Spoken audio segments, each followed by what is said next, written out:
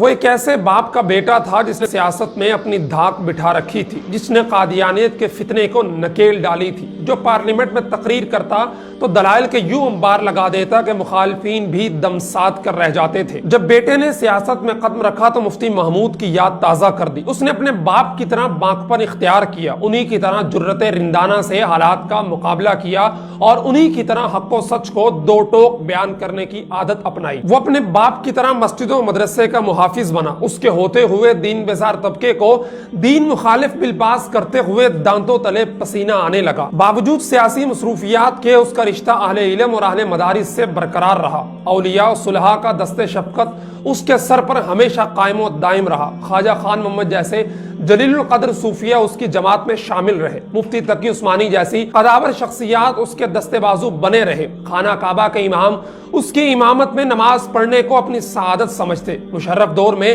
جب اسلام پسندوں کے گرد گھیرا تنگ کیا جا رہا تھا تو یہ اسی کا بیانیہ تھا جس نے تبلیغی جماعت، مدارس اور اپنے لاکھوں کارکنوں کو مسلح تنظیموں کی فہرست میں شامل ہونے سے بہت دور رکھا۔ یہ اسی کی باریک بین اور دورس نگاہیں تھی جو وقت کا تقاضا سمجھتی تھیں اور جس سے وہ بروقت فیصلہ کرنے پر قادر ہوتا تھا۔ مخالفین نے اس کے خلاف نفرت انگیز الفاظ استعمال کیے، ڈیزل کے پرمٹس کا باقاعدہ پروپیگنڈا کیا گیا، 44 لاکھ کی لسی کے الزامات لگائے گئے، بنگلہ نمبر 22 کا وویلا کیا گیا، لیکن نیب اس کے خلاف کچھ بھی ثابت نہ کر سکا۔